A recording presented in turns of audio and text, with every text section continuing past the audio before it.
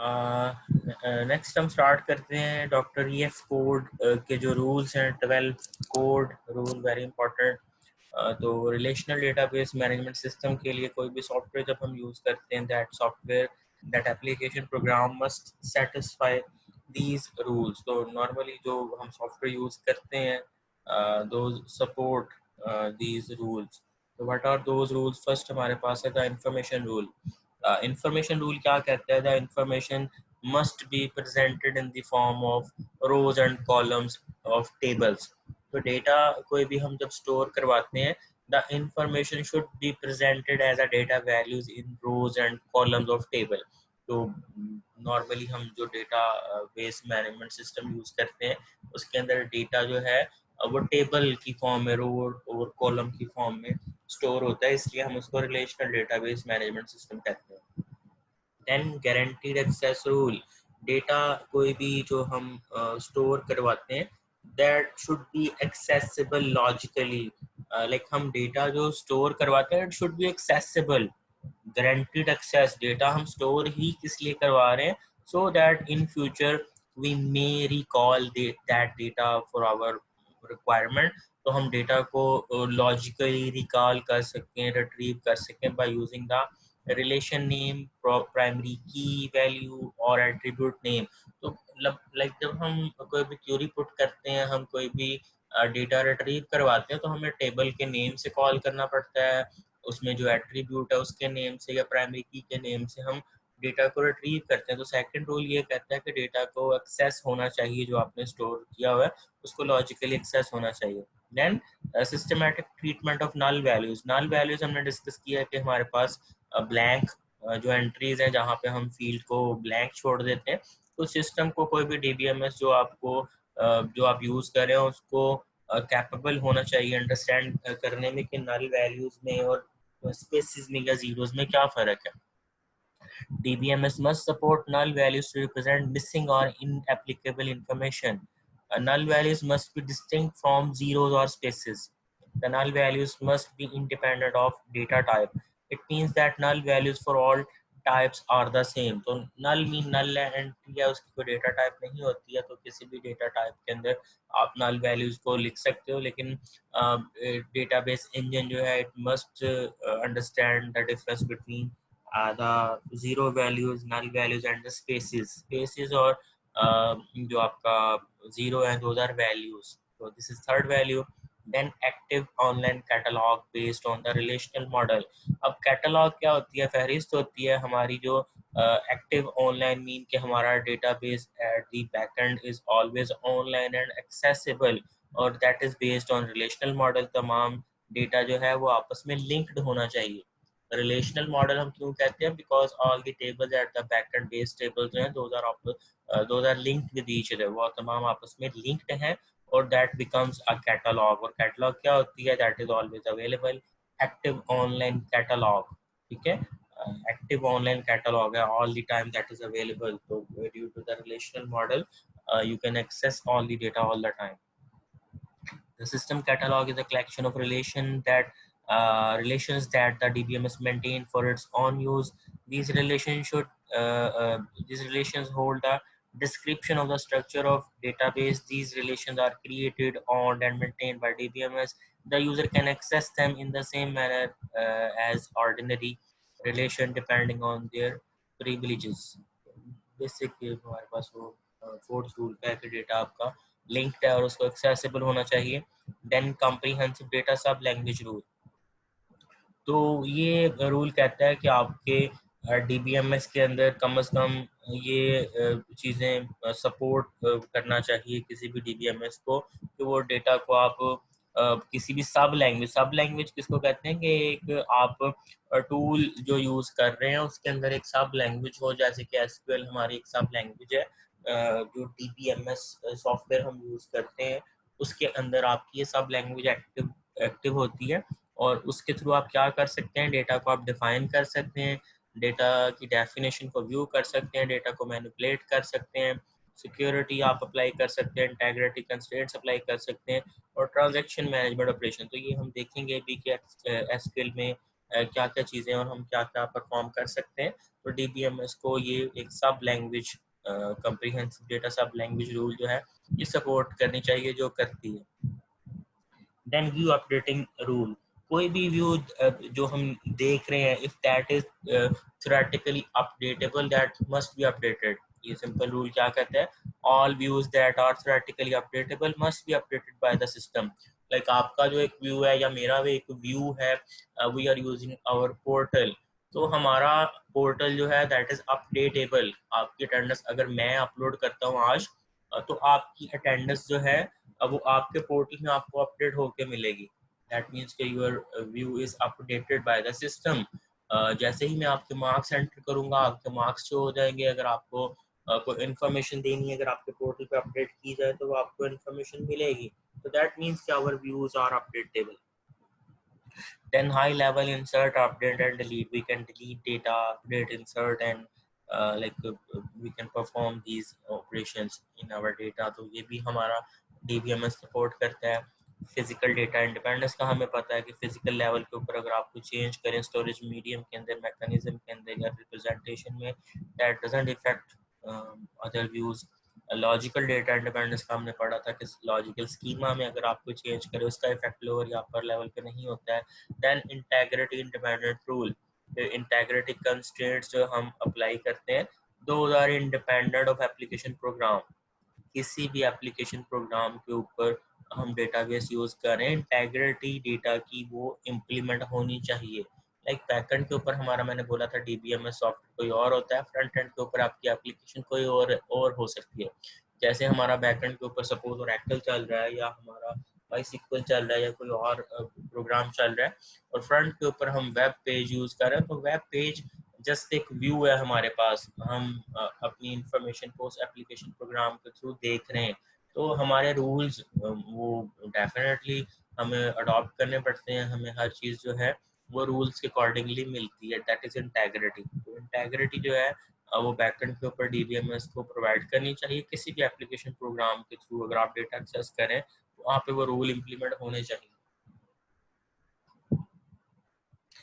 Then distribution independence, data can be distributed। simple हम like data जो store करते हैं, it can be used with any application। existing applications should operate successfully when data is distributed। Data को जब आप share करते हैं तो existing application या आपका अदर सिस्टम जो है उसको इफेक्ट नहीं होना चाहिए। आप डेटा को शेयर करते हैं मुख्तलिफ एप्लीकेशंस के साथ, तो डेटा हमारा बैकएंड के ऊपर डिस्टर्ब नहीं होता।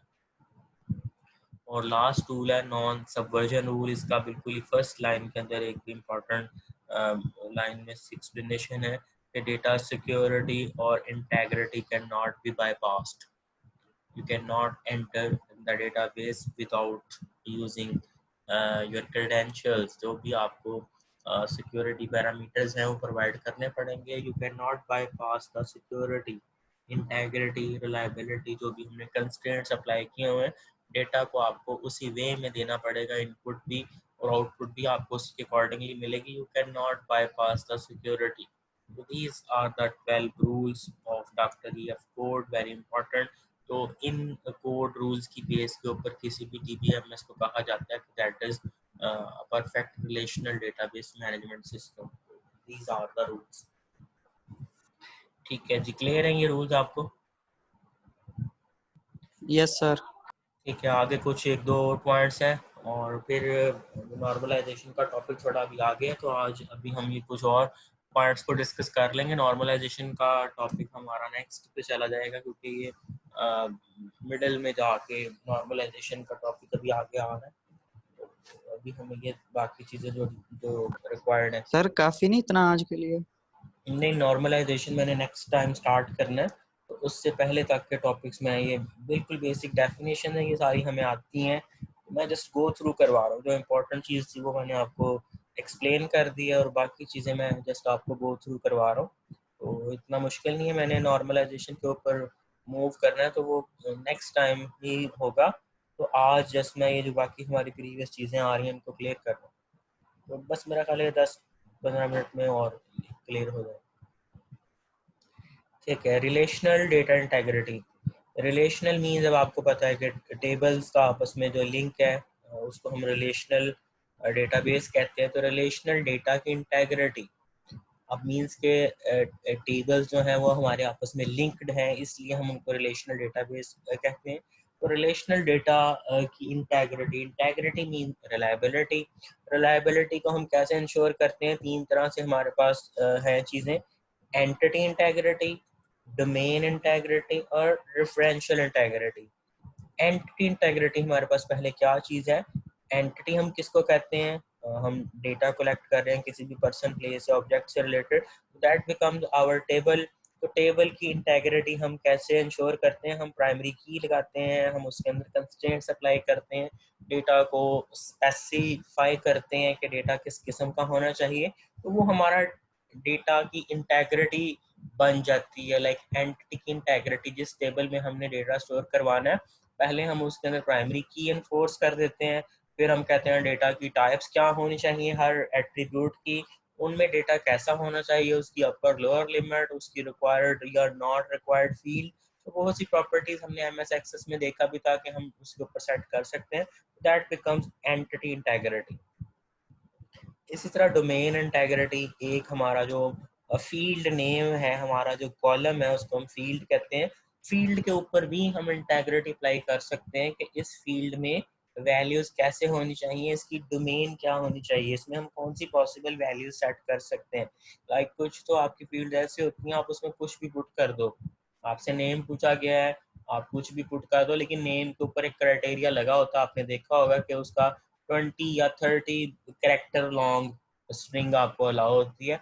इसी तरह न्यूमेरिक वैल्यूज में अगर आपको बताया गया है कि 0 से 100 तक आप डेटा पुट कर सकते हैं, ग्रेड आपको पता है कि आप ABCDEF तक दे सकते हो, फिर आप जेंडर पूछते हो तो वहाँ पे आप पॉसिबल चॉइसेस खुद से बता सकते हो। तो मीन्स कि आप डोमेन के ऊपर भी इंटेग्रिटी एनफोर्स कर सकते हो, जिससे आपके रिलेशनल डेटाबेस की इंटेग्रिटी या कंस्ट्रेंट जो है वो इम्प्रूव होंगे।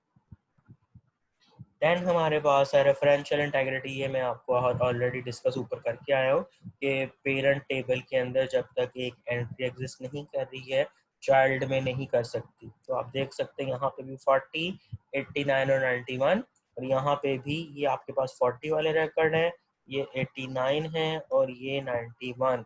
तो मीन्स जब तक आपका डेटा पेरेंट टेबल में एग्जिस्ट नहीं कर रहा है it can not exist in the child table. Child में अगर आप वो कोई न्यू एंट्री कर रहे हो 92 की तो वो नहीं करने देगा।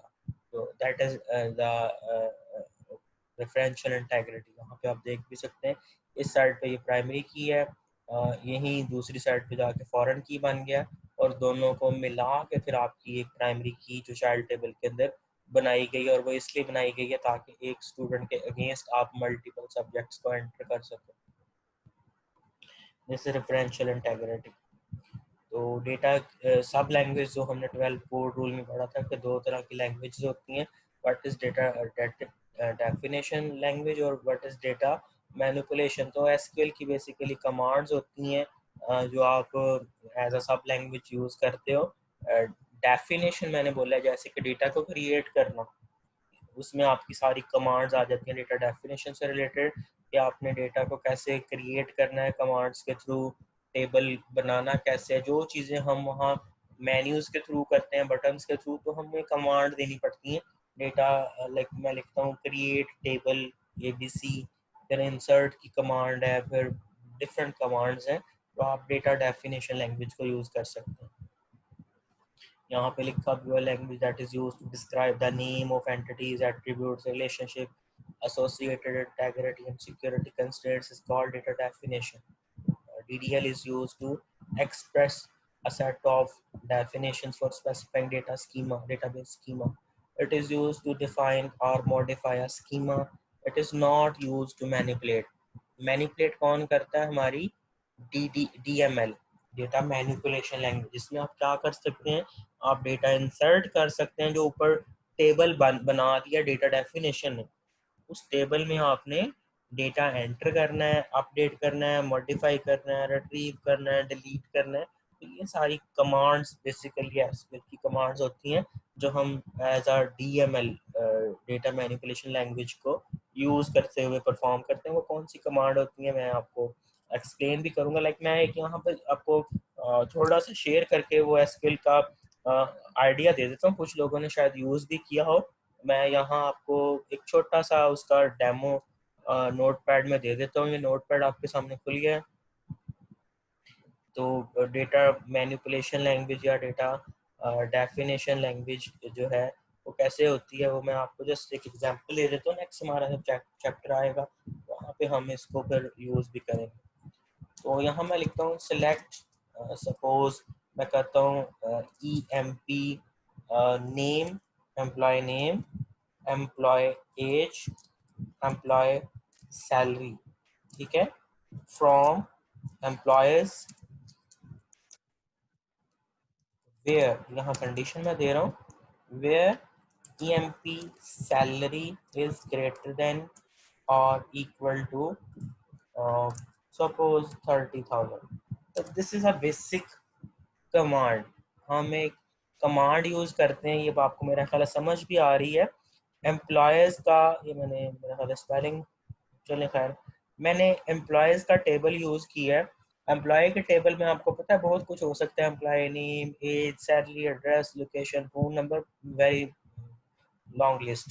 तो एम्प्लॉय में अब मुझे जो काम की मेरी चीज़ें, मैं कहता हूँ मुझे एम्प्लॉय के नेम शो हो, उनकी एज शो हो और उनकी सैलरी, लेकिन किनकी शो हो, जिनकी सैलरी ग्रेटर देन 30,000 हो।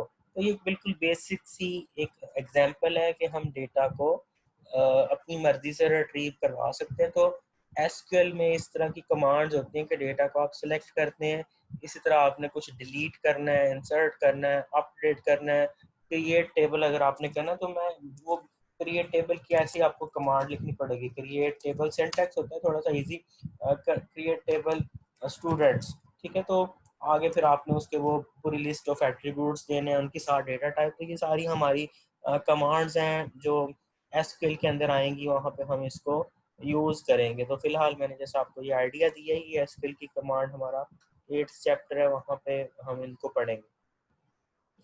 तो लास्ट हमारे पास आ गया ये रिलेशनल अलजेब्रा, क्योंकि टेबल्स आपस में लिंक्ड होते हैं, डेटा हमारा कोई भी जो आ रहा होता है that is due to some operations, data के ऊपर हम बहुत से ऑपरेशंस परफॉर्म करते हैं। बैकएंड पे जो डेटा हमारा मिक्स होता है, आपस में लिंक होता है, तो उसके ऊपर बहुत से ऑपरेशंस परफॉर्म होते हैं। तो दो तरह के ऑपरेशंस हैं, एक को हम कहते हैं यूनिरी ऑपरेशंस और दूसरे बाइनरी ऑपरेशंस।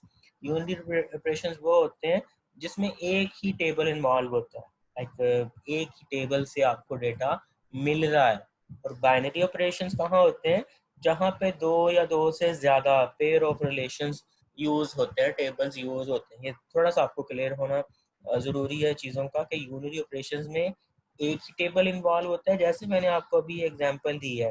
अब यहाँ पे क्या हुआ था, किधर गया वो, ये वाला, यहाँ पे सिर्फ एक ही टेबल यूज हो रहा है।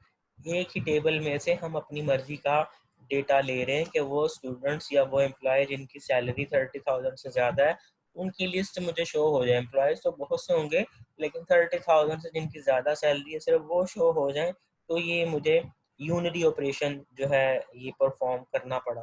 तो इसी तरह आपके पास बाइनरी ऑपरेशन हैं, जिसमें एक या एक से ज़्यादा, दो या दो से ज़्यादा टेबल्स आप यूज़ कर सकते हैं। तो यूनरी ऑपरेशन लाइक ये सेलेक्ट का मैंने अभी आपको करके भी दिखाया है, ये जस्ट उसकी डेफिनेशन लिखी है, selection operation is unary operation, उसका फिर ये लिखा हुआ सिलेक्शन ऑपरेटर इज सिग्मा। ये डेफिनेशंस की हद तक यहाँ पे है, एक्चुअल में मैंने आपको जो क्यूरी लिख के दिखाई है वो काम होता है। तो डेफिनेशंस में इसको इस तरह एक्सप्लेन किया गया है, it acts like a filter on a relation. तो मैंने वो फिल्टर ही लगाया था basically. it returns only certain number of tuple। आपने देखा कि एम्प्लॉयज के टेबल में बहुत से एम्प्लॉयज हो सकते हैं, लेकिन मेरी जो क्यूरी थी उसने certain numbers of tuples को शो किया। it selects a tuple using a condition, मैंने कंडीशन भी लगाई थी, the condition appear as subscript to sigma, the resulting relation has same degree as original relation, however the resulting relation may have fewer tuples than the original। तो हम देख सकते हैं कि पिछली मैंने जो आपको एग्जांपल एसक्यूएल क्वेरी की दी है उसमें fewer tuples आएंगी, but those are from the same relation उसके जो डिग्री है वो सेम होगी। देन इसका ये सिग्मा कंडीशन और are returns only the tuples R that satisfy condition. A condition C may consist of any combination of comparison or logical operator that operate on the attribute of R. Comparison मैंने यहाँ पे use भी किया था, equal to, less than, greater than, equal to, less than, equal to, not equal to. Logical operator आप use कर सकते हैं, ये आपने यूनियन का पढ़ा हुआ है, ये इंटरसेक्शन का है, ये नॉट का साइन है, तो ये हम देख सकते हैं। Use the truth table for logical operation, तो ये जस्ट इसकी एग्जांपल है, अगर ट्रू और ट्रू ट्रू है, ट्रू फॉल्स फॉल्स है, false false true false, false and false false. ये आप देख सकते हैं एग्जांपल है एक एम्प्लॉयज़ की, उसमें से सिर्फ उसने क्या आपको शो करवाया है कि वो एम्प्लॉयज़ जिनका department is equal to C S. बहुत से एम्प्लॉयज़ थे लेकिन आपने सिर्फ वो डेटा मांगा है जिनका डिपार्टमेंट सी एस है, तो आपको सी एस का मिल गया। इसी तरह आपने where name is equal to Salim, जिस बंदे का नाम सलीम था उसका आपने मांगा, या ये और का साइन है, और या इंटरसेक्शन है, मेरा ख्याल है ये इंटरसेक्शन है, ये जिसको कहते हैं rank is equal to assistant, एक बंदा जिसका नाम सलीम हो और वो असिस्टेंट हो, तो ये आपको सिर्फ वो बंदा मिला। इस तरह यूनियन है कि रैंक उसका असिस्टेंट हो या डिपार्टमेंट उसका इकोनॉमिक्स हो, ठीक है। तो ये देखें रैंक असिस्टेंट है यहाँ पे, डिपार्टमेंट लेकिन डिपार्टमेंट सी एस है, लेकिन यहाँ पे डिपार्टमेंट इकोनॉमिक है और रैंक लेक्चरर है, तो दोनों कंडीशंस को उसने यहाँ पे यूज़ किया। बाकी नीचे नॉट। देन प्रोजेक्शन है, प्रोजेक्शन में क्या होता है, is also unity operation. the projection operation is pi, it limits the attributes returned from the original relation. The resulting relation has the same number of tuples as the original relation. The degree of resulting relation may be equal to or less than the original relation. The general syntax is ये पाई attribute और are. Basically हम attribute देख रहे हैं, यहाँ पे एक example उसने गिवन है, assume the same employee relation used previous example, display only the names and department of the employee। तो ये सिर्फ हमें दो चीज़ें शो करवाएगा, नेम और डिपार्टमेंट। सलीम का डिपार्टमेंट और बाकी लोगों का डिपार्टमेंट हमें ये शो करवा रहा है इसमें प्रोजेक्शन के अंदर, तो ये भी आसान है जस्ट चीज़ें। देन सेट ऑपरेशन, आपको पता है कि सेट क्या होते हैं, यूनियन और फिर ये डिफरेंस ए माइनस बी, इंटरसेक्शन, दो चीज़ों के वो कम्बिनेशन को कहते हैं, प्रोडक्ट, और ये प्रोडक्ट का भी आपको पता है, division, joins, this is important. तो जॉइंस का टॉपिक मेरा ख्याल है आपने असाइनमेंट में भी किया था। हाँ जी स्टूडेंट्स, जॉइंस का टॉपिक किसका आता है?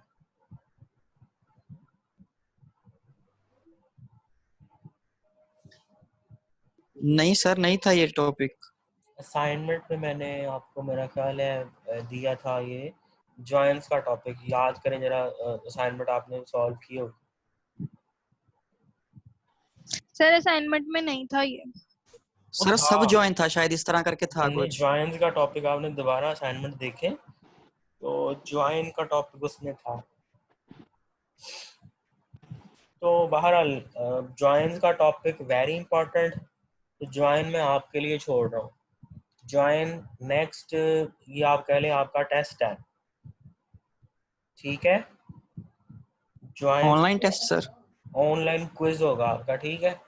ज्वाइन का टॉपिक ये सामने आपके के ज्वाइन में आपको बता देता हूँ कि वो बाइनरी जिसमें दो या दो से ज़्यादा, जो मैंने ऊपर आपको एग्जांपल यूनरी की दी थी, और ज्वाइंस में क्या होगा, आपके दो या दो से ज़्यादा टेबल्स का आपस में जो लिंक है, रिलेशनल जो है आपका टेबल बनता है, रिलेशनल डेटाबेस, तो उसमें दो या दो से ज़्यादा टेबल्स को ज्वाइन करने को हम कहते हैं ज्वाइंस को। तो ज्वाइंस का टॉपिक आपने ये एज क्विज मैं आपको दे रहा हूँ। तो नेक्स्ट मंडे आपका जो ये क्लास मेरे साथ होगी उसमें मैं इंशाल्लाह आपसे ये खुद पूछूंगा, आपने मुझे ये समझाना है कि ज्वाइंस क्या होता है और उसकी टाइप्स क्या होती हैं, डिफरेंट टाइप्स ऑफ ज्वाइंस। तो तो ये सारी जॉइंट्स और उसकी टाइप्स आपने पढ़नी है। बेशक यहाँ से पढ़ लें, नहीं समझ आती है तो आप इसको गूगल करें, यूट्यूब से कोई भी समझें, लेकिन आपको ये आनी चाहिए। और नेक्स्ट क्लास में मैं आपसे जस्ट ये पूछूंगा, मैं आपको पढ़ाऊंगा नहीं। तो जब तक आप मुझे ये सारी टाइप्स और जॉइंट्स समझाओगे नहीं, तो नेक्स्ट टॉपिक पे फिर मैं उसके बाद मूव करूँ। तो ये आपने खुद से परफॉर्म सर करना है। जब तक हम ये नहीं बताएंगे तब तक नहीं आप नेक्स्ट पढ़ाएंगे सर? हाँ, तब तक नहीं मैं पढ़ाऊंगा। तो उसके बाद फिर हमारा ये ओके सर। अनोमलीज का टॉपिक आ गया, और फिर हमारा नॉर्मलाइजेशन। तो जॉइंट्स तक आपने कर लेना है, और उसके बाद ये नॉर्मलाइजेशन और अनोमलीज। अनोमलीज तो कुछ भी नहीं है, ऊपर एक छोटा सा पॉइंट है। नॉर्मलाइजेशन का टॉपिक है, ये मैं फिर ऑनवर्ड आपको फर्दर हम पढ़ेंगे।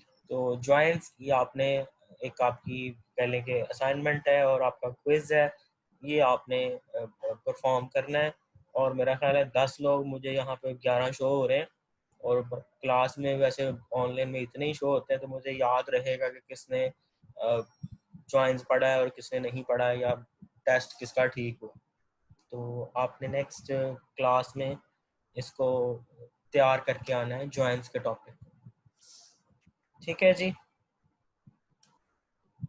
Okay sir. ठीक है, तो एनी क्वेश्चन आपका? अब ये सेशन बस इतना ही है आज। नेक्स्ट टाइम इंशाल्लाह हम नॉर्मलाइजेशन को डिस्कस करेंगे। तो अभी तक के लिए आपका अगर कोई क्वेश्चन है तो आप डिस्कस कर सकते हैं।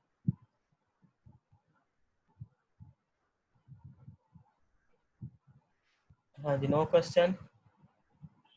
No question sir. चलिए जी, थैंक यू सो मच। अपना ख्याल रखिएगा। अल्लाह हाफिज़। ओके सर, अल्लाह हाफिज।